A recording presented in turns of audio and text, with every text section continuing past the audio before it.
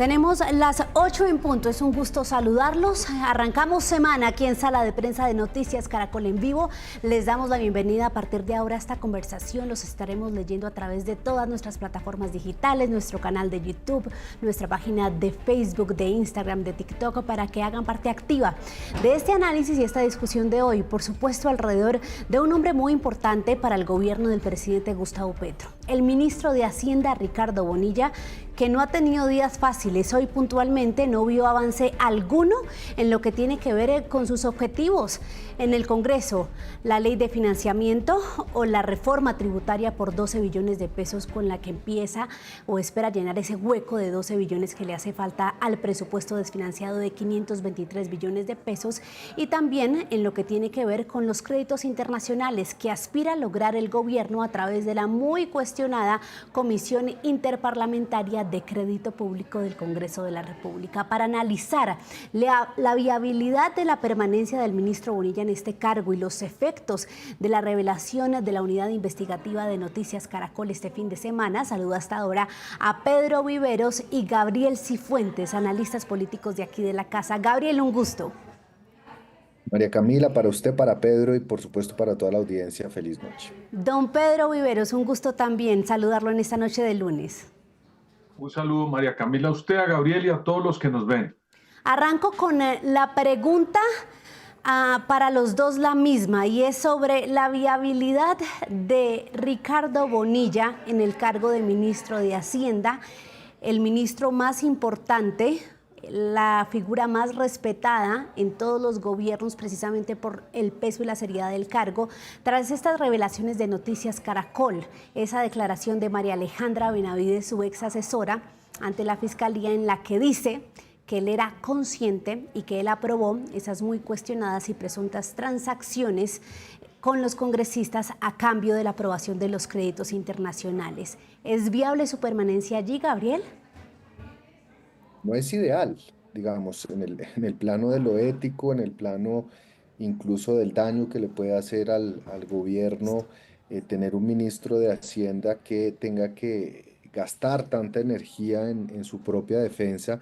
Sin embargo, María Camila, dos consideraciones. La primera es que hay un principio de presunción de inocencia que se va a tener que respetar, incluso en este caso, por supuesto. Y lo segundo que es importante señalar es que el gobierno está en un momento muy crítico donde está tratando de avanzar una reforma tributaria o ley de financiamiento, donde tiene que hacer ajustes presupuestales, donde se tienen que fijar las políticas macro a mediano plazo, y eso por supuesto es algo muy delicado para el gobierno, y un cambio en el Ministerio de Hacienda podría generar enormes traumatismos. La pregunta es quién además podría reemplazar, ya a un año y medio de que se acabe el gobierno, al ministro de Hacienda. Y por último, yo diría que la salida de Bonilla, si bien es deseable bajo un punto de vista ético, creo que políticamente sería un reconocimiento por parte del gobierno que estuvo involucrado, y no creo que sea el tono en el cual el presidente Gustavo Petro ha manejado este bochornoso incidente. No veo muy convencido a Gabriel sobre la teoría de que es mejor que Bonilla pues asuma la investigación apartado del cargo. ¿Usted coincide, Pedro? Pues mire, María Camila, el señor ministro de Hacienda, en las primeras declaraciones de su asesora del despacho, sostuvo que él había cometido errores, pero no delitos. Recuerde usted que ese fue el trino donde él respondió. Pero a medida que pasa el tiempo, esos errores de los que él habla, por la discusión política, por la permanencia en el cargo y por lo que se está jugando en el Parlamento, que tiene relación con la cartera del ministro Bonilla, pues esos errores se pueden estar convirtiendo en algo que termine casi que haciéndole pues una especie de juicio político al señor ministro mientras no se resuelva el problema jurídico. Y como no tenemos celeridad en eso, pues lo que se está convirtiendo esto es en algo que creo que hace unos días hablaba con alguno de los de Caracol, de los colegas suyos, María Camila, donde termina judicializándose la política. Y entonces pues al no tener digamos, un veredicto jurídico de lo que pase, todo el tiempo esto se va a terminar politizando.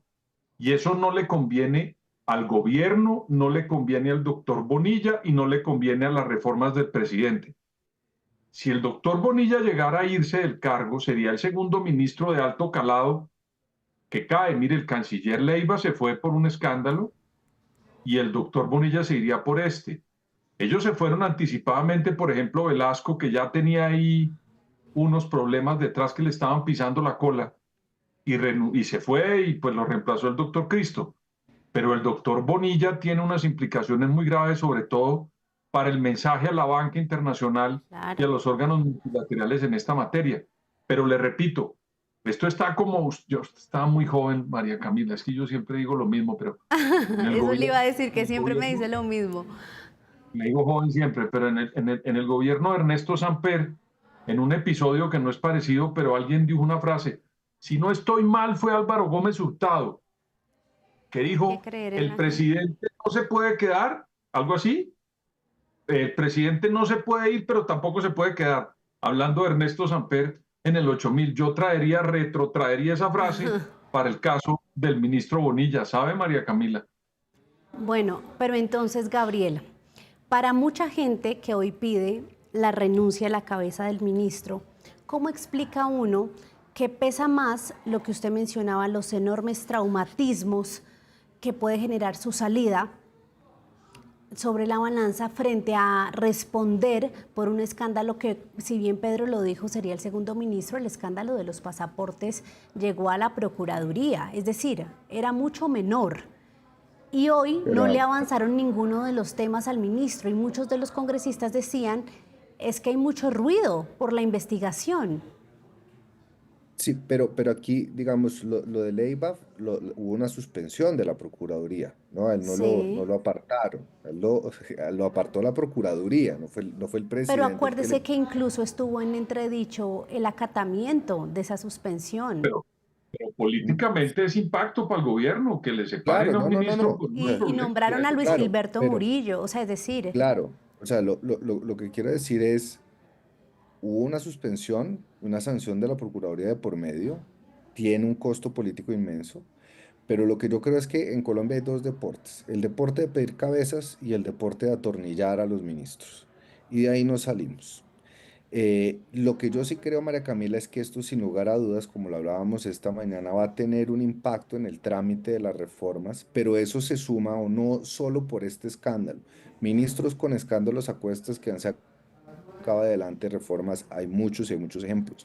Yo creo que esto se suma a una serie de factores como son el desgaste del gobierno, es el hecho de que estamos en una tercera legislatura, el hecho de que también ya el Partido Conservador y Efraín Cepeda está haciendo política, pues está en todo su derecho, pero está haciendo política con el tema de la tributaria, así como muchos congresistas hicieron política con el presupuesto que al final terminó saliendo decretado. Entonces, yo sí creo que esto puede contribuir a esas resistencias y a ese malestar político, pero no creo que sea el único factor que condicione y que determine el futuro de la reforma tributaria en el Congreso. E incluso, yo sé que esto va a sonar polémico, pero siempre las tributarias, apenas son presentadas, están caídas.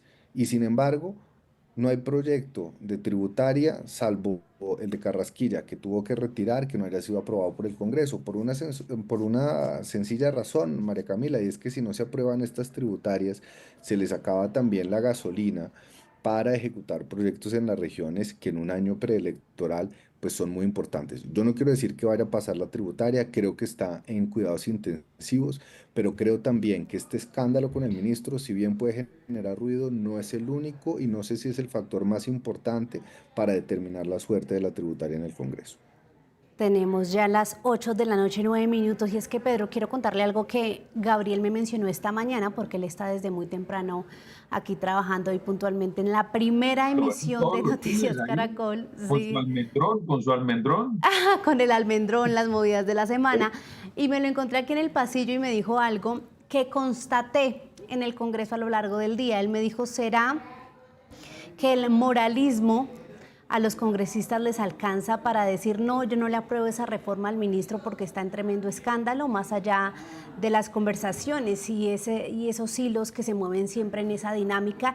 Y mire que después entonces fuimos al Ministerio de Hacienda y efectivamente los congresistas, especialmente de las comisiones terceras y cuartas del Senado, ya hicieron bloques para no aprobar la reforma y usted sabe, Pedro, que con una sola comisión en ese primer debate que no lo apruebe, pues se cae, al igual que el presupuesto. ¿Qué mensaje envía puntualmente que este sea el primer gobierno al que, en un hecho con pocos precedentes, pues le tumban una reforma de este tipo y de esta manera, en medio de un escándalo al ministro de Hacienda? María Camila, yo aprendí algo y es que a los presidentes de la República de pronto no le pasen todos los proyectos, pero lo que sí tiene el presidente de la República la posibilidad es de retirar el proyecto que se le va a hundir. Eso sí, si el presidente de la República y el gobierno quieren que ese proceso siga cuando vean que se esté hundiendo y quieren que se lo hunde el Parlamento, pues le dan ventaja es al Congreso. Si el gobierno ve que eso no va tramitando, se tiene que comenzar a moverse para que eso no se lo hunda y no le reclamen esa victoria a los parlamentarios.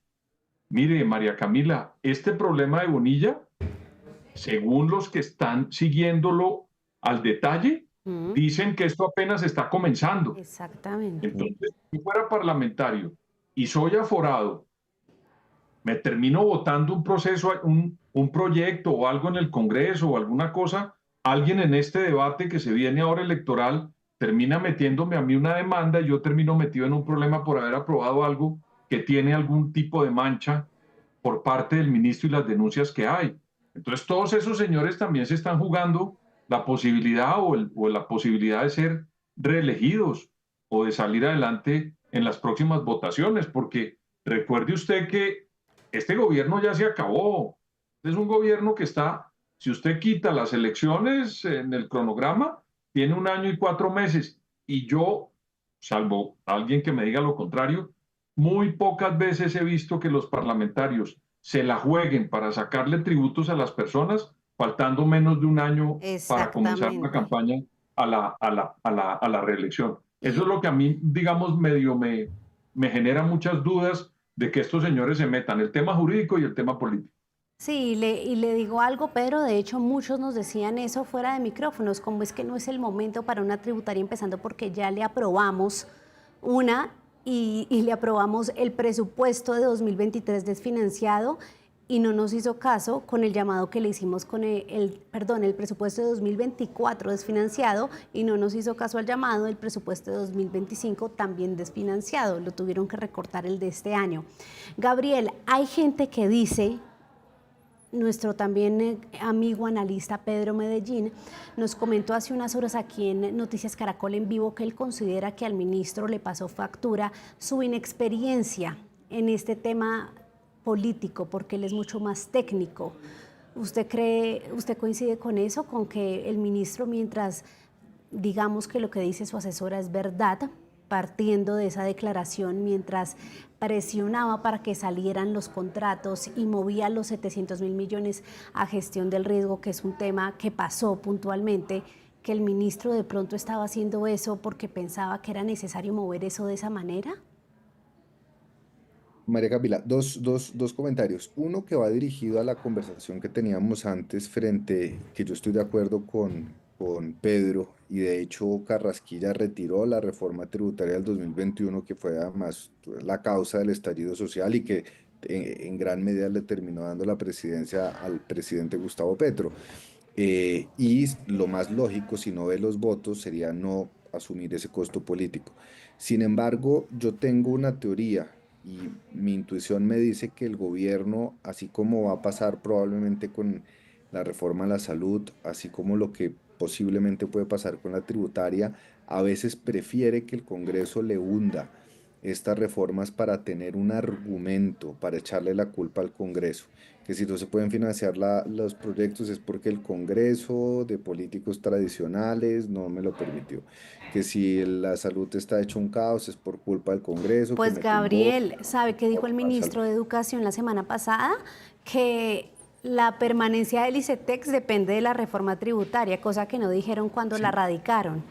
Mm. y que eso tampoco es cierto, digamos, pero que comiencen a coger estas derrotas, que son derrotas políticas, para armar o para seguir fortaleciendo ese discurso, que la culpa en la falta de ejecución, que la culpa de los problemas no es generada por el gobierno, sus ineficiencias, su falta de experiencia, sino que es por culpa del Congreso que está bloqueando las iniciativas del gobierno y de los medios tradicionales y hegemónicos que están invocando un golpe blando y en fin, esa narrativa victimizándose y buscando culpables por fuera de las puertas del Palacio de Nariño. Entonces, a mí me parece que incluso si se la tumban, va a tratar de capitalizarla políticamente. Y frente a su pregunta, en concreto yo creo que puede ser falta de experiencia o no, pero María Camila, es que me ha dado muchas vueltas en la cabeza el trino de Velasco, el trino de Bonilla, el trino de Petro, el hecho de que sea una práctica y que esa práctica exija una serie de experiencia para darle manejo, no la hace más legal o menos legal. Eso es cierto. Es que los cupos indicativos, es que negociar votos por direccionamiento de recursos, de la unidad de riesgo, además, con sequías y con inundaciones y con todas las necesidades que se tienen, direccionar sin un concepto técnico 92.000 millones de pesos, sea por falta de pericia o de experiencia, no deja de ser menos legal o más ilegal si se hubiera hecho en el pasado a lo que se hizo hoy. Así que Mm. más allá de la falta de experiencia, si se llegara a comprobar, es un hecho gravísimo y si cayó por falta de experiencia, pues cayó no por la falta de experiencia, sino porque está cometiendo un acto ilegal.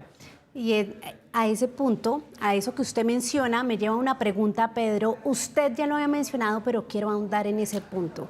¿Qué le dice a usted la frase, pude cometer errores, pero no delitos? Que me contaron hoy asesores del mismo ministro Bonilla, que fue todo un análisis, gran análisis con su equipo legal para ver si la introducían o no en su respuesta. Errores, pero no delitos. Pues es que mire, María Camila, esa frase del señor ministro, es que él la dijo cuando la niña habló la primera vez, no cuando Ricardo Calderón le sacó la segunda parte. Exactamente, de hecho, y yo quiero hacer este paréntesis aquí, Pedro, si usted se mira los 47 minutos de la entrevista de Juan Roberto Vargas y Ricardo Calderón al ministro, es muy diferente la respuesta en ese momento. Continúe, qué pena la interrupción. Ojalá que los colombianos vean esa primera entrevista y a los que les gusta la política que no cometan un error de un ministro está retando a un periodista, porque ahí retaron a un periodista. Y yo como un simple observador que no ejerzo el periodismo, tengo por costumbre no retar a nadie y menos a un periodista. Ahí se puso a retar y miren lo que pasó. El Es que señor Gabriel me periodista, hace reír porque Ricardo se Calderón, sonríe. perdón. Estoy plenamente de Sí, acuerdo. total. Entonces se puso a decirle que él no, y mire, ahí ya Ricardo Calderón le dijo, sí, sí, señor, usted hizo todo, y mire lo que dijo la señora. Sí, no rete Entonces, periodistas, pero menos a Ricardo Calderón.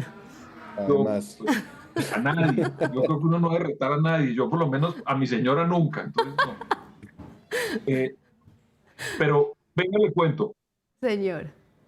ese trino que él saca la primera vez es un trino que uno lo mira como tratando de irse por el lado de los errores y poner, digamos, como una separación entre los errores y la investigación. Y digamos que podría sonar inteligente en ese momento, pero con la segunda versión que saca Ricardo Calderón el día de ayer, ya esos errores están dejando de ser errores y casi que comienzan a confirmar que hay unos indicios para buscar ya unos delitos. Entonces, ese Twitter del señor ministro, en mi opinión, con la segunda versión de lo que hizo Ricardo Calderón en su investigación tan importante, pues tumba el Twitter de los errores y no delitos. Yo creo que el ministro tiene que tener primero una buena defensa y segundo, el señor presidente tiene que estar pensando en una estrategia parlamentaria muy seria porque si esto sigue como va y siguen sacando informaciones, María Camila y Gabriel, pues vamos a tener un ministro de Hacienda con unos enredos muy grandes que van a afectar directamente las relaciones con el Congreso y eso genera opinión.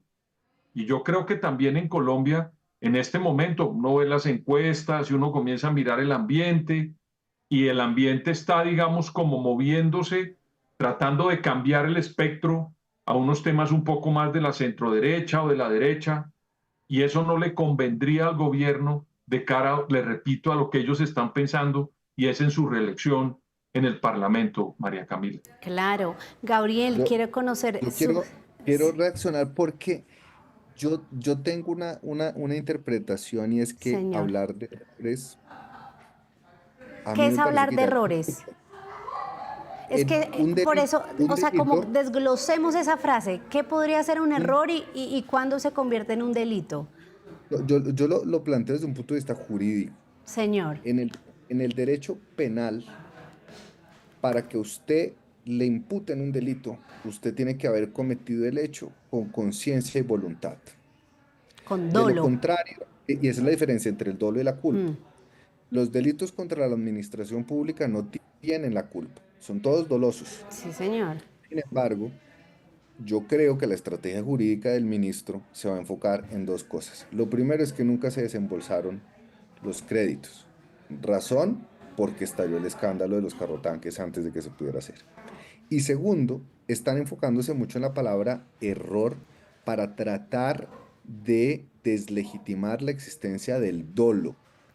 Y en eso puede consistir la estrategia de la defensa. Sin embargo, María Camila, cuando ya el ministro, motu propio, en un trino dice, pude haber cometido errores, es porque anticipa que lo que se viene es una cosa Claro, a ese brutal. punto quería llegar. Continúe, ¿Sí? Gabriel, o finalizó No, ahí. pues Bueno, es decir, pero es mire como que usted, es una confesión manifiesta que encierra una estrategia jurídica no para desmentir el hecho sucedido, sino para desmentir la actitud del ministro, la responsabilidad del ministro frente a un hecho que a todas luces hasta ahora parece ser claro, grave y constitutivo de un delito. sí, es que al parecer la defensa de María Alejandra Benavides, la ex asesora, junto con la declaración también llevó a la fiscal del caso, pues varias pruebas que respaldan Yo lo que ella cuando, dijo. Pedro, yo cuando vi a esa niña, María Camila, que estaba metida en este rollo, me acordé de Santiago Medina en el 8000, Dios que mío. dijo que su lealtad llegaba hasta las gradas de la fiscalía.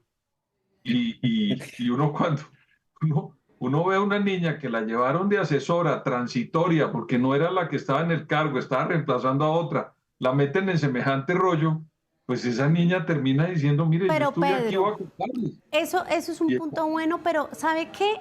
Hay quienes dicen, y esto lo conversamos hoy también en esa Hacienda Santa Bárbara del Ministerio de Hacienda, con gente que conoce mucho cómo se tejió esto al interior del Congreso, y decían dos cosas. Uno, que ella tuvo más de 8 meses para hablar de esto y hasta ahora lo hizo cuando se vio con el agua al cuello. No lo digo yo, lo dicen estas personas. Y dos, que ese por eso, reemplazo de ella no fue una por eso le digo, oportunidad. Que ese, por eso le digo lo de Santiago Medina, que dijo que su lealtad con la campaña de tal Samper cual. llegaba hasta las graderías de la fiscalía. E incluso, Cuando ya la ven involucrada en ese problema, termina contando, digamos. exacto, y es que mire usted los precedentes, el ministro la defendió a capa y espada en la entrevista con nuestro director y con Ricardo Calderón.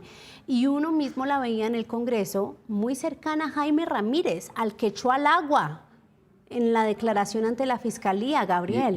Y es que justamente, vea, a mí algo que me sorprendió hoy, porque estamos como en una etapa de negacionismo, ¿no? Sí, De manipulación de la verdad, así se acusa muchas veces a los medios de hacerlo.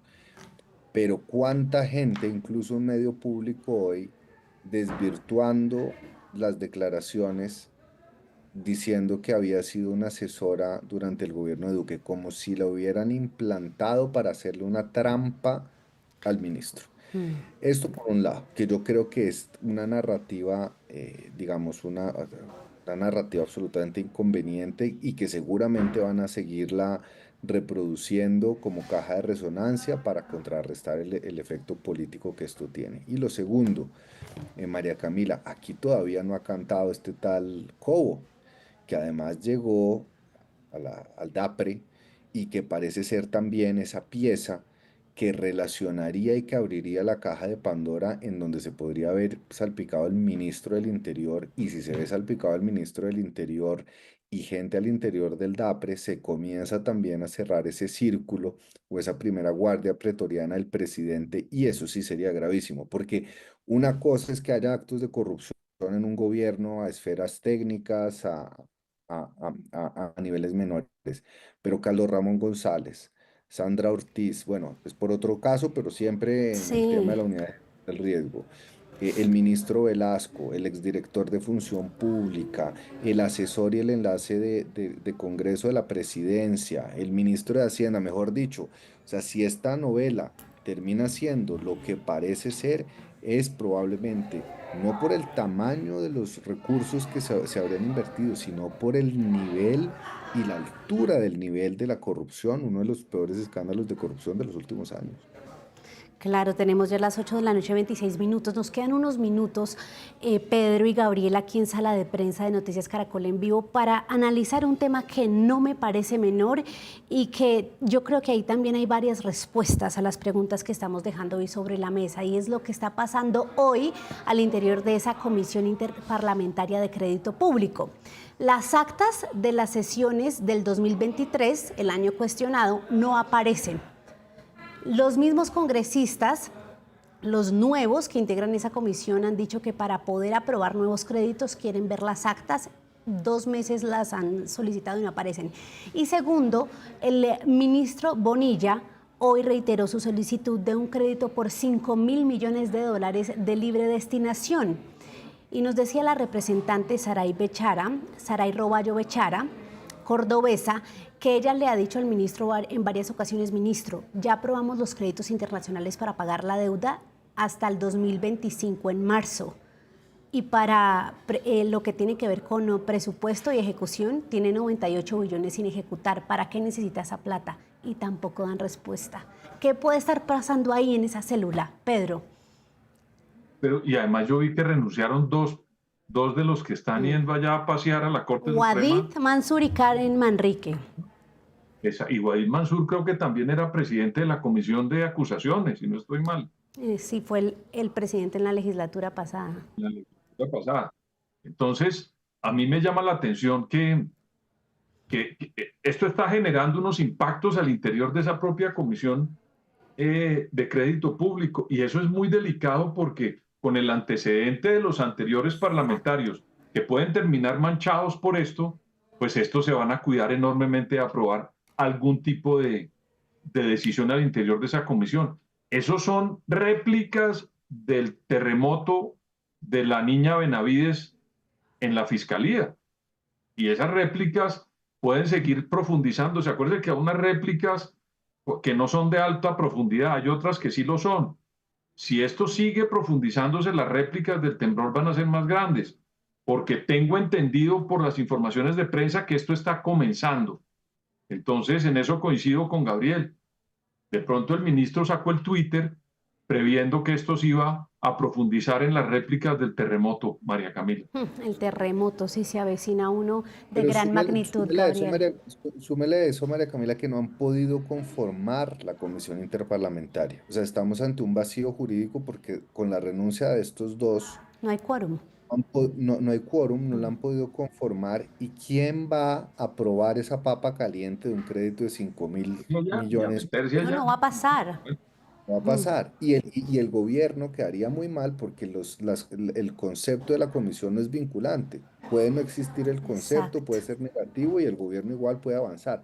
Pero el gobierno en este momento, después de este escándalo, se daría el lapo por pedir 20 billones de pesos de crédito de libre ¿Y destinación. para qué será esa plata? Esa es Pues una... para taparlo, no sé, eso hay que preguntárselo al ministro, pero si fuera para tapar lo que el Congreso no le aprobó en la tributaria, sería una gran irresponsabilidad y podría poner en riesgo la regla fiscal y quién sabe cuántas otras cosas. Esa es la teoría mayor. Pedro, pregunta final, a modo de conclusión.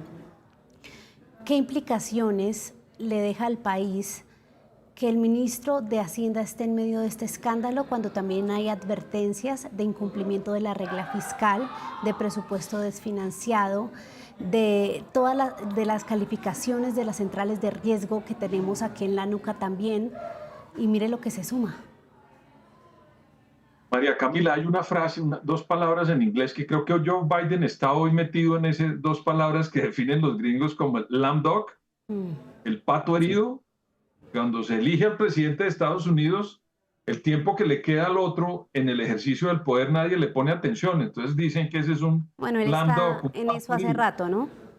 Entonces yo creo que este ministro, con esto que le está pasando, es una especie de ministro herido, que cada movimiento que haga va a tener unas consecuencias, va a ser motivo de un gran debate.